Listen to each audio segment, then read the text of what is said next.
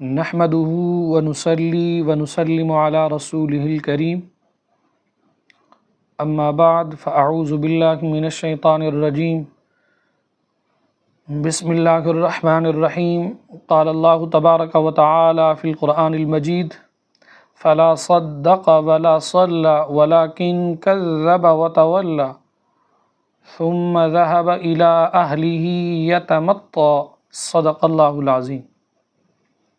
سامعین و ناظرین، آج کے درس کے اندر ہماری گفتگو کا عنوان ہے جب اللہ تعالیٰ نے حضرت آدم علیہ السلام کو پیدا کرنے سے پہلے ہمارے نبی کا نور بنایا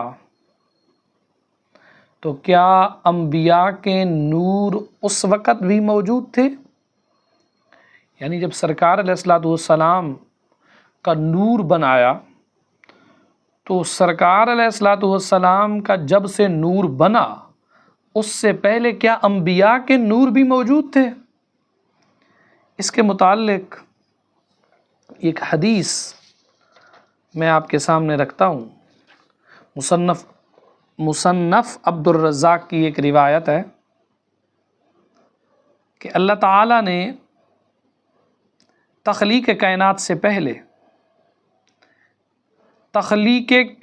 سے پہلے میرے نبی کے نور کو پیدا کیا۔ دیگر انبیاء کرام علیہم السلام کی ارواح مبارکہ ان کی تخلیق نبی پاک کے نور کے بعد ہوئی، تاہم عالم اجسام کی تخلیق سے پہلے درجہ بدرجہ تمام انسانوں کی ارواح تخلیق کی گئی۔ درجہ بدرجہ تمام انسانوں کی اللہ تعالیٰ نے تخلیق فرمائی۔ قرآن مجید میں عالم ارواح میں ارواح انبیاء علیہم السلام کے سید المرسلین محمد الرسول اللہ صلی اللہ تعالیٰ علیہ وسلم پر ایمان لانے، ان کی نصرت کا پختہ وعدہ لینے کا رب ذوالجلال نے ذکر کیا ہے، جس پر انبیاء کرام کو گواہ بنایا گیا، اور اللہ تعالیٰ نے فرمایا میں بھی اس پر گواہ ہوں، اور اسے میثاق سے تعبیر کیا۔ اور اسی طرح تمام انسانوں کی ارواح سے بھی اللہ نے اپنی ربوبیت کا اقرار کا وعدہ لیا۔ اس کی تفصیل بھی سورہ آل عمران کے اندر موجود ہے، سورۃ اعراف کے اندر موجود ہے۔